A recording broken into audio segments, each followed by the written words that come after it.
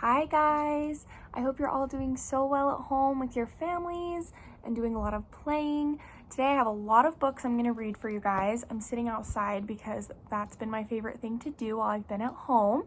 The first book I'm going to be reading is Have You Got My Purr? And this book has a cat on it that looks just like my cat. I'll have to see if I can find her for you guys. Her name's Cinnamon. Cats are one of my favorite animals. I love them. All right.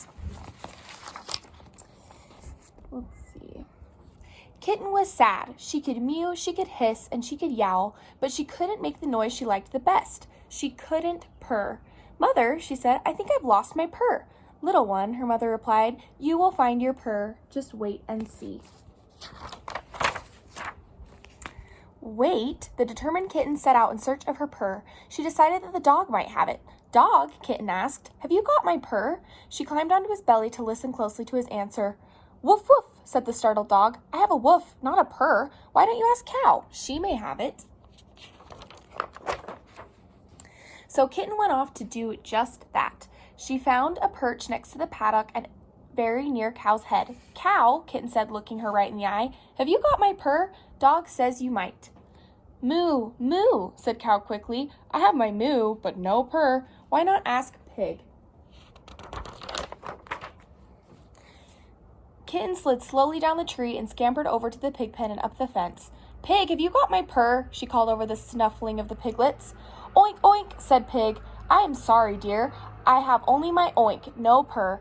Why don't you ask the ducks? They are a noisy family. So Kitten followed the sounds of splashing and found the ducks enjoying their day-long bath. Ducks, I've asked Dog, Cow, and Pig, but they don't seem to have it. Have you got my purr? Quack, quack, said the ducks. Does that sound like a purr? We quack. One duck offered kindly, why not ask Mouse? This would be tricky, but Kitten really wanted her purr back. She scooted over to the mouse hole, got down on her belly, and wiggled through. Don't be afraid, Mouse, said Kitten very quietly. You see, I am searching for something. Have you got my purr? Squeak, squeak, said Mouse nervously. I have my squeak, Kitten, but I do not have your purr. Have you asked, squeak, squeak, I mean sheep? A little discouraged and very tired, Kitten hung her head and wandered over to the field. Sheep, she sighed, I had lost my purr. Mouse says you might have it. Have you got my purr? Bah, said Sheep. I haven't got your purr, little one. My old bah is all I have. Why not ask Owl? So Kitten stumbled sleepily over to Owl's tree and said, Owl, I have searched all day. I am so tired. Have you got my purr? Hoot, hoot, said Owl. Silly Kitten. I have a hoot, not a purr. Why don't you go back to your mother? I'm sure you'll find your purr there. Kitten couldn't believe it. Has Mother had my purr all along? She wondered. She rushed back to the barn to call out her question one last time. Mother, have you got my purr? Oh, sweet thing, said her mother tenderly. No one can take your purr. It's inside you. You can hear it when you're happy. Come here and listen. So Kitten snuggled next to her mother, and suddenly, there it was. The dog did not woof, the cow did not moo, the pig did not oink, the ducks did not quack, the mouse did not squeak, the sheep did not baa, the owl did not hoot. They all watched from the door and listened silently to the most perfect purr they ever heard. The end. This next book is called The Little Red Hen. Once upon a time, a cat and a dog and a mouse and a little red hen all lived together in a cozy little house. The cat liked to sleep all day on the soft couch. The dog liked to nap all day on the sunny back porch. And the mouse liked to snooze all day in the warm chair by the fireside. So the little red hen had to do all the housework. She cooked all the meals and washed the dishes and made the beds. She swept the floor and washed the windows and mended the clothes. She raked the leaves and mowed the grass and hoed the garden. Who will plant this wheat? Cried the little red hen.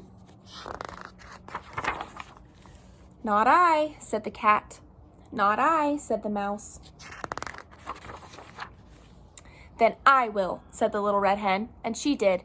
Each morning the little red hen watered the wheat and pulled the weeds. Soon the wheat pushed through the ground and began to grow tall. When the wheat was ripe, the little red hen asked, "Who will cut this wheat?" "Not I," said the cat. "Not I," said the dog. "Not I," said the mouse. "Then I will," said the little red hen, and she did. When the wheat was all cut, the little red hen asked, "Now who will take this wheat to the mill to be ground into flour?" "Not I," said the cat. "Not I," said the dog. "Not I," said the mouse. "Then I will," said the little red hen, and she did. The little red hen returned from the mill carrying a small bag of fine white flour. "Who will make a cake from this fine white flour?" asked the little red hen. "Not I," said the cat. "Not I," said the dog. "Not I," said the mouse. I hope you guys are more helpful to your mommies and daddies when they ask you to do something. "Then I will," said the little red hen, and she did. She gathered sticks and made a fire in the stove. Then she took milk and sugar and eggs and butter and mixed them in a big bowl with the fine white flour. When the oven was hot, she poured the cake batter into a shining pan and put it in the oven. Soon a delicious smell filled the cozy little house. The cat got off the soft couch and strolled into the kitchen. The dog got up from the sunny back porch and came into the kitchen. The mouse jumped down from his warm chair and scampered into the kitchen. The little red hen was just taking a beautiful cake out of the oven. "Who will eat this cake?" asked the little red hen. "I will," cried the cat. "I will," cried the dog. "I will," cried the mouse. But the little red hen said, "All by myself I planted the wheat, I tended the wheat, I cut the wheat, I took the wheat to the mill to be ground into flour. All by myself I gathered the sticks, I built the fire, I mixed the cake, and all by myself I'm going to eat it." And so she did, to the very last crumb. After that, whenever there was work to be done, the little red hen had 3 very eager helpers. Okay, this next book is called Cows in the Kitchen. I'm going to scoot over so you guys can see. Okay. Cows in the kitchen, moo, moo, moo. Cows in the kitchen, moo, moo, moo. Cows in the kitchen, moo, moo, moo. That's what we do, Tom Farmer. Ducks in the dishes, quack, quack, quack. Ducks in the dishes, quack, quack, quack. Ducks in the dishes, quack, quack, quack. That's what we do, Tom Farmer.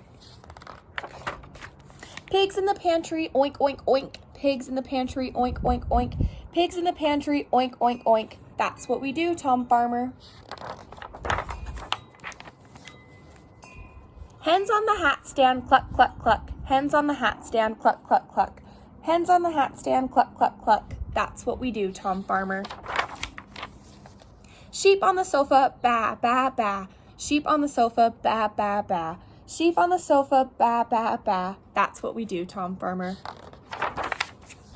Farmer in the haystack, zzz. Farmer in the haystack, zzz. Farmer in the haystack, zzz. Time to wake up, Tom Farmer. Out of the farmhouse, shoo, shoo, shoo. Out of the farmhouse, shoo, shoo, shoo. Out of the farmhouse, shoo, shoo, shoo. Farmer in the armchair, shh, shh, shh. Farmer in the armchair, shh, shh, shh. Farmer in the armchair, shh, shh, shh. Shh, shh, shh, shh. Lift in the latch, shh, shh, shh. Push the door, shh, shh, shh. Creep down the hall, shh, shh, shh. That's what we do, Tom Farmer. The end. All right, you guys. Now we're going to read a book called At the Farm. Who has woolly curls all over its back? Sheep have thick woolly coats that help keep them warm in the winter. In spring, the farmer cuts off the sheep's wool. It can be made into sweaters and coats to help keep you warm in the winter, too. Would you believe this is a comb? It's not the kind of comb you use on your hair. This rooster has a bright red comb on top of his head.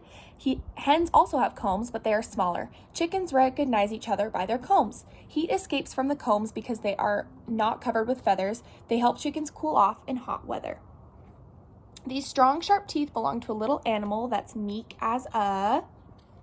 What does that look like? Mouse. With their sturdy teeth, mice grow through hard seeds. They often eat the grain. Mice gnaw through hard seeds, sorry.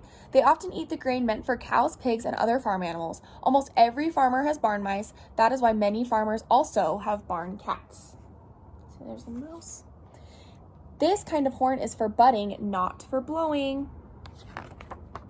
In the wild, goats fight fiercely with their horns, but in the barnyard, one goat butts another to say, "Get out of my way." As a goat grows bigger, its horns grow bigger too. You might ride on the back of this animal. Flies do too. Swish goes the tail. Shoo, fly, shoo. A horse's tail makes a great fly swatter. So does its mane. With its sharp front teeth, a horse bites off blades of grass. It chews them with its flat back teeth. Who has a flat, round nose that digs in the dirt? Can you sniff out the answer? Pigs root through the air with their noses for things to eat. They have a very good sense of smell. In hot weather, pigs wallow in the mud to cool off. First, this is an egg cracker. Then it grows into a little quacker. You guys know a lot about these guys. A duckling uses its little bill to hatch out of its egg. The bill has a sharp egg tooth. With its egg tooth, a duckling jabs at the eggshell until it cracks open. Soon the egg tooth will fall off because the duckling no longer needs it. You guys have seen our ducks hatch through their eggs before too, huh? Okay, this last book that I'm going to be reading is about chickens, and I have a surprise for you guys at the end of this video, so make sure you pay attention to this book. Chickens strut around the barnyard. There are many kinds of chickens. These are white leghorns. The male rooster is bigger than the female hen. He has longer tail feathers too. So that one is the male, that one's the female. Hens lay eggs even if there is no rooster around. If a hen mates with a rooster, he fertilizes her eggs. Then a chick will grow inside each fertilized egg. After the hen lays several eggs, she begins to brood or sit on them. Her body keeps eggs warm. A brooding hen does not leave her eggs for long. You guys hear that dog barking? A chick begins as a tiny spot on the yolk. In a few days, the body and tail form. They develop chicks, or embryos. They get food from the yolk. It also gets some food and lots of water from the egg white. The embryo grows fast. After 2 weeks, it has feathers. About a week later, cheeping sounds come from the egg. The chick is ready to hatch. The chick uses a special egg tooth on its beak to poke a hole through the shell. Then it slowly works its way around the egg, dipping through the shell. For a small chick, this is a big job. Finally, the little bird pushes the shell apart. Out it comes. There it goes. Young chicks stay close to their mother. They snuggle under her to keep warm. In a day or two, they begin to walk and peck the ground looking for grain and other food. The chicks are covered with soft, downy feathers. Their constant cheeping helps their mother find them. They're so cute. I think baby chicks are the cutest. In 2 or 3 weeks, real feathers begin to replace the chick's soft down. The chicks are growing up. They spend more and more time away from their mother. In just 5 months, young hens will be ready to start laying eggs. All chickens squawk and cluck, but roosters are the loudest of all. At dawn, a rooster puffs out his chest and crows as loudly as he can. He seems to be telling the world how important he is. Roosters do have an important job. By mating with hens, they help a new generation of chickens to be born. All right, look at all those pictures. Okay, you guys, I don't know if you've been listening in this video, but you might have heard some weird noises in the background. And that's because I have chickens of my own. My dad gets chickens every 2 years. We get little baby chicks, and then they grow into big chickens. So I'm going to show